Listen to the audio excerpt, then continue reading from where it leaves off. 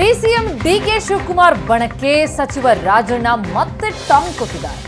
3 ಡಿಸಿಎಂಗೆ ಯಾವ ಶಾಸಕರು ವಿರೋಧ ಮಾಡಿಲ್ಲ. ತುಂಬಾ ಜನ ಮೌನವಾಗಿದ್ದಾರೆ. ಮೌನಂ ಸಮ್ಮತಿ ಲಕ್ಷಣಂ ಅಲ್ವಾ ಅಂತ ಟಾಂಗ್ ಕೊಟ್ಟಿದ್ದಾರೆ. ತ್ರಿವಳಿ ಡಿಸಿಎಂ ಕೂಗಿಗೆ ಮತ್ತೆ ಧ್ವನಿಗೂಡಿಸಿದ್ದಾರೆ ರಾಜಣ್ಣ. ಏನೆಲ್ಲ ನಡೆದಿರೋದಕ್ಕೆಲ್ಲ ನಾವು ಪ್ರತಿಕ್ರಿಯೆ ಕೊಡ್ಲಿಕ್ಕಾಗೋದಿಲ್ಲ.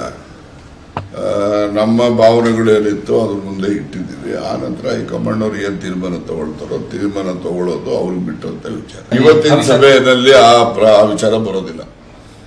ಇವತ್ತಿನ ಸಭೆಯಲ್ಲಿ ಯಾಕೆಂದ್ರೆ ವಿಸ್ತೃತವಾದಂತಹ ಸಭೆ, ಜಿಲ್ಲಾ ಕಾಂಗ್ರೆಸ್ ಅಧ್ಯಕ್ಷಗಳು, ಬ್ಲಾಕ್ ಅಧ್ಯಕ್ಷಗಳು, ಮುಂಚೂಣಿ ಘಟಕದ ಅಧ್ಯಕ್ಷಗಳು ಎಲ್ಲರೂ ಕೂಡ ಇರ್ತಾರೆ. ಒಂದು ದೊಡ್ಡ ಮಟ್ಟದಲ್ಲಿ ಆಗ್ತಕ್ಕಂಥ ಒಂದು ರಾಜ್ಯ ಮಟ್ಟದ ಸಭೆ ನಾಳೆ ದೆಹಲಿಯಲ್ಲಿನೂ ಕೂಡ ಅವರು ಯಾವ ಉದ್ದೇಶದಿಂದ ಸಭೆ ಕರೆದಿದ್ದಾರೆ ಅಂತಕ್ಕಂಥದ್ದು ನಾವು ಊಹೆ ಮಾಡಿರೋದು ಈ ಅಭ್ಯರ್ಥಿಗಳನ್ನ ಆಯ್ಕೆ ಬಗ್ಗೆ ಕರೆದಿದ್ದಾರೆ ಅಂತ ಹೇಳಿ ಅವರು ನಾವು ಭಾವಿಸಿದ್ದೇನೆ.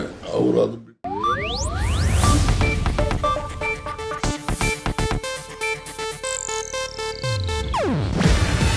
ಇದು ಏಷ್ಯಾನೆಟ್ ನ್ಯೂಸ್ ನೆಟ್ವರ್ಕ್ ಪ್ರಸ್ತುತಿ.